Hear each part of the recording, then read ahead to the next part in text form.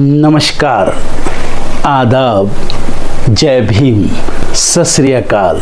मैं हूँ माजिद सिद्दीकी और आप देख रहे हैं फोकस हिंदुस्तान न्यूज़ चैनल। आज की ख़ास खबरें सब्सक्राइब करें, लाइक करें, शेयर करें। फिर आऊँगा एक ताज़ा खबर को लेकर माजिद सिद्दीकी।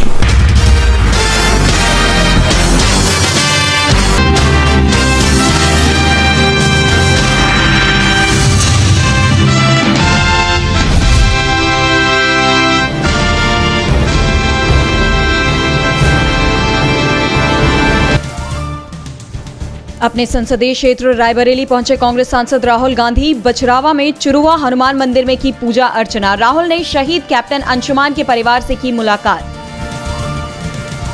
राजस्थान बजट को लेकर गोविंद डोटासरा ने बीजेपी को घेरा। सीएम भजन लाल के सामने रखी शर्त, बोले हमने जो बजट दिया था उसको बीजेपी पूरा कर सकती है तो हम मानेंगे इन्होंने कुछ किया।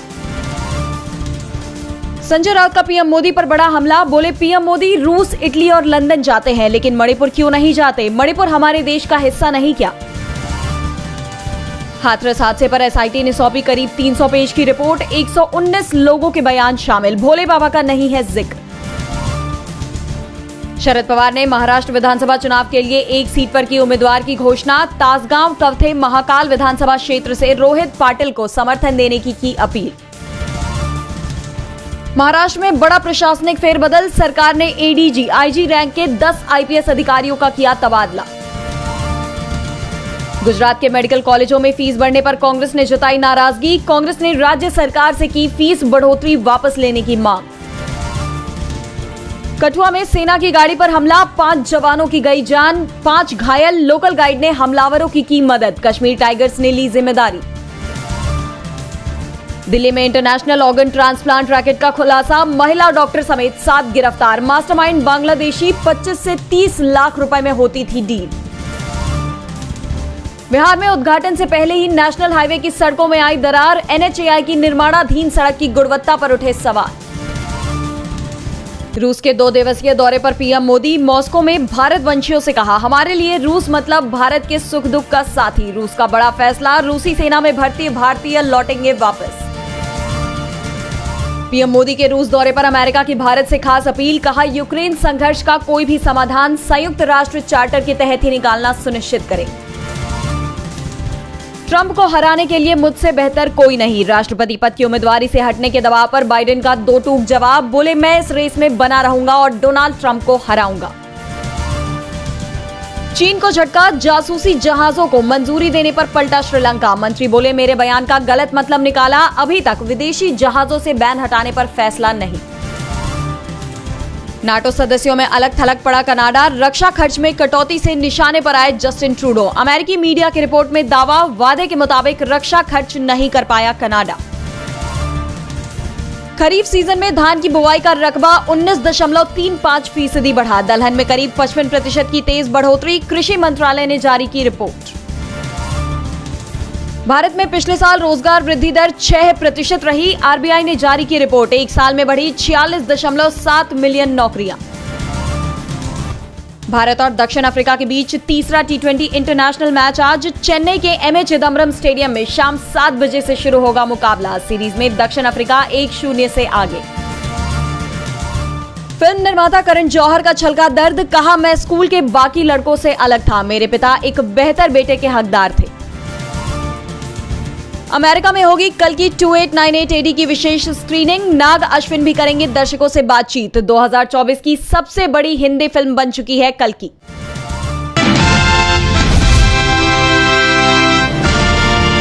महाराष्ट्र में विधानसभा चुनाव की तैयारियां जारी हैं। डिप्टी सीएम अजीत पवार की अगुवाई वाली एनसीपी ने चुनावी रणनीतिकार का चुनाव भी कर लिया है। खबर है कि एनसीपी ने नरेश अरोड़ा को विधानसभा चुनाव की रणनीति का जिम्मा सौंपा है। खास बात है कि हाल ही में संपन्न हुए लोकसभा चुनाव में महायुति खास प्रदर्शन नहीं कर पाई। सोमवार को एनसीपी ने चुनावी तैयारियों के लिए रणनीतिकार नरेश अरोड़ा से हाथ मिला लिया। डिप्टी सीएम पवार ने वरिष्ठ नेताओं प्रफुल्ल पटेल और सुनील तटकरे की मौजूदगी में पार्टी कार्यकर्ताओं को संबोधित किया। Arora campaign management company design box चलाते हैं और खास बात है कि अरोड़ा पहले भी राजस्थान और कर्नाटक समेत कांग्रेस के लिए कई चुनावी अभियान संभाल चुके हैं। खबर है कि बैठक के दौरान अरोड़ा ने विधानसभा चुनाव के लिए ब्रांडिंग और स्ट्रेटेजी पर चर्चा की है। सूत्रों के हवाले से बताया गया एनसीपी ने मतदाताओं तक पहुंच बढ़ाने के लिए 90 डे प्लान तैयार किया है। इसके तहत वित्त मंत्री अजीत पवार की तरफ से घोषित लोकप्रिय योजनाओं का प्रचार किया जाएगा। पिछले साल जुलाई में अजीत पवार ने अपने चाचा शरद पवार के खिलाफ बगावत करते हुए महाराष्ट्र विधानसभा में पार्टी के 2/3 से अधिक विधायकों के समर्थन का हवाला देकर चुनाव चिन्ह के साथ साथ पार्टी का नाम एनसीपी पर भी दावा किया। आयोग ने अजीत पवार गुट के दावे को सही ठहराया और शरद पवार के नेतृत्व वाले गुट को लोकसभा चुनावों के मद्देनजर अंतरिम उपाय के तौर पर नया नाम चुनने को कहा। शरद पवार के नेतृत्व वाली एनसीपी महाराष्ट्र में 10 लोकसभा सीट पर चुनाव लड़ा और 8 पर जीत हासिल की, जबकि अजीत पवार की एनसीपी ने 5 सीटों पर चुनाव लड़ा और 1 पर ही जीत हासिल कर पाई।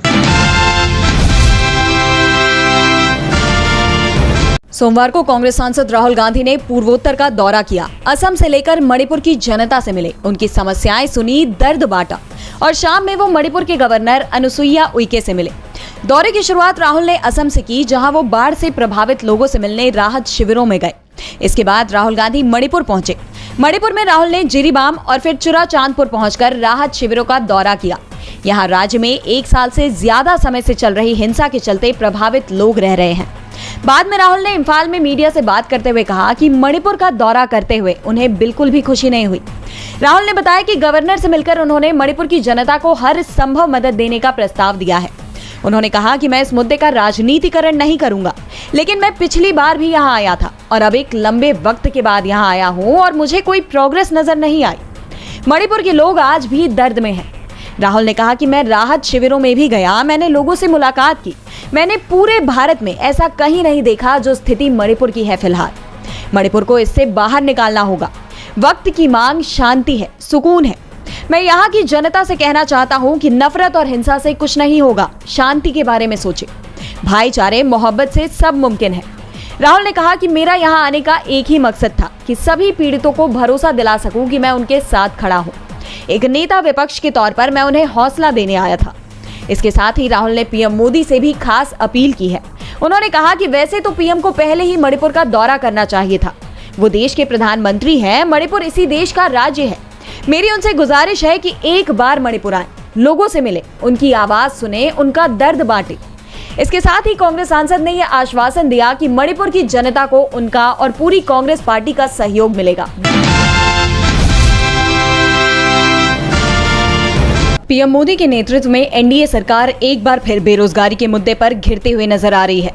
हाल ही में आई सिटी ग्रुप की रिपोर्ट में यह खुलासा हुआ कि इस विकास दर के साथ भारत को अगले दशक में अपने बढ़ते कार्यबल के लिए पर्याप्त रोजगार पैदा करने में चुनौतियों का सामना करना पड़ेगा। इस रिपोर्ट ने पीएम मोदी के विकास के दावों की पोल खोल दी है। इसी कड़ी में सरकार पर हमला बोलते हुए कांग्रेस अध्यक्ष मल्लिकार्जुन खड़गे ने ट्वीट कर लिखा कि मोदी सरकार भले ही बेरोजगारी पर सिटी ग्रुप जैसी स्वतंत्र आर्थिक रिपोर्टों को नकार रही हो, पर सरकारी आंकड़ों को कैसे नकारेगी।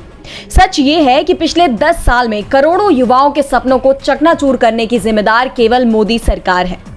इसके साथ ही खड़गे ने एनएसएसओ के annual survey of unincorporated sector enterprises की डिटेल्स शेयर करते हुए बताया कि 2015 से 2023 के बीच मैन्युफैक्चरिंग क्षेत्र में अनिगमित अनइनकॉर्पोरेटेड इकाइयों में 7 वर्षों में 54 लाख नौकरियां खत्म हो गई हैं। अनिगमित गैर कृषि उद्यमों में 12 वर्षों में केवल 16 लाख की मामूली वृद्धि हुई है। ताजा पीरियोडिक लेबर फोर्स सर्वे के अनुसार फाइनेंशियल ईयर 2024 के क्वार्टर 4 में शहरी बेरोजगारी दर 6.7% पर है। मोदी सरकार ईपीएफओ का डाटा दिखाकर औपचारिक इकाइयों में रोजगार सृजन का ढोल पीटती है, पर अगर हम वो डाटा भी सच मान ले तो भी 2023 में उसमें नई नौकरियों में 10% की गिरावट देखी गई है। इसके साथ ही खड़गे ने IIM Lucknow, CMI, ILO, India employment report 2024, Azim Premji university की 2023 की रिपोर्टों का हवाला देते हुए देश में बेरोजगारी की बढ़ती समस्या को उजागर किया है। खड़गे ने लिखा कि सरकारी नौकरियां हो या प्राइवेट सेक्टर, स्वरोजगार हो या असंगठित क्षेत्र, मोदी सरकार का एक ही मिशन है, युवाओं को बेरोजगार बनाए रखना। अब ऐसे में देखना यह होगा कि केंद्र सरकार इस पर क्या प्रतिक्रिया देती है। देश में हुए लोकसभा चुनाव में रायबरेली से जीतने और संसद में नेता विपक्ष बनने के बाद आज राहुल गांधी अपने संसदीय क्षेत्र पहुंचे। रायबरेली सीट जीतने के बाद ऐसा दूसरी बार है जब राहुल अपने संसदीय क्षेत्र पहुंचे हों। इसी बीच राहुल ने बछरावा में चुरुवा हनुमान मंदिर में जाकर पूजा अर्चना की कांग्रेस पार्टी ने सोशल मीडिया साइट एक्स पर राहुल का पूजा अर्चना करते हुए एक वीडियो शेयर किया है। वीडियो के साथ ही कांग्रेस ने पोस्ट में लिखा है कि नेता विपक्ष श्री राहुल गांधी ने रायबरेली के चुरवा हनुमान मंदिर में श्री हनुमान जी की पूजा अर्चना कर देश की सुख शांति और समृद्धि की कामना की है।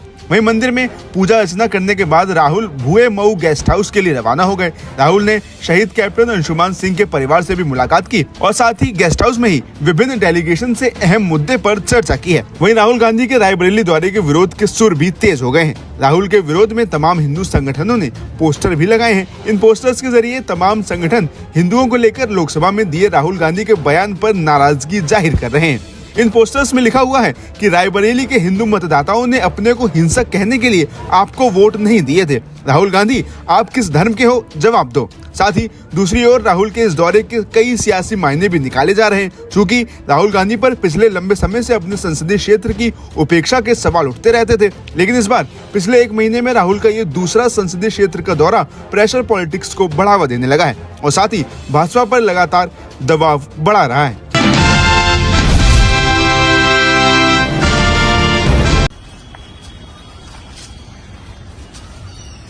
ये क्राइम ब्रांच ने एक अंतर्राष्ट्रीय ऑर्गन ट्रांसप्लांट रैकेट को भी बस्ट किया है, जिसमें 7 लोग गिरफ्तार हुए हैं। इसमें मास्टरमाइंड बांग्लादेशी नेशनल्स थे, जो कि जिसमें कि पेशेंट भी बांग्लादेशी होता था और डोनर भी बांग्लादेशी होता था। तो इसमें एक रसेल नाम का जो इनका मास्टरमाइंड था, जो बांग्लादेश से पेशेंट लाता था और डोनर अरेंज करता था, उसको गिरफ्तार किया गया। और साथ ही में इसके साथ जो हॉस्पिटल में डॉक्टर इन्वॉल्व थे और उनका स्टाफ, उनकी भी गिरफ्तारी की गई है। सर कितना ये चार्ज करते थे अमाउंट के बारे में? वो सब अभी तफ्तीश में चल रहा है जी। उसको डॉक्टर का क्या रोल है, ये बताइए। डॉक्टर जो लेडी अरेस्ट हाँ, है, उनका पूरा रोल है कि उनको पता था कि ये ब्लड रिलेशन में नहीं थे और फिर भी वो उसकी सर्जरी कर रहे थे और उसमें पूरा उनका कॉन्स्पिरेसी आई है। सर क्या लोग ये हॉस्पिटल में ही करते थे ट्रांसप्लांट जो भी? हाँ जी, हॉस्पिटल में। और कितना इसमें जो महिला जो डॉक्टर है कौन से हॉस्पिटल से जुड़ी हुई थी, क्या? वो अभी एक हॉस्पिटल से जुड़ी हुई थी, 2 हॉस्पिटल का नाम है आगे और उसमें देख रहे हैं। ठीक है।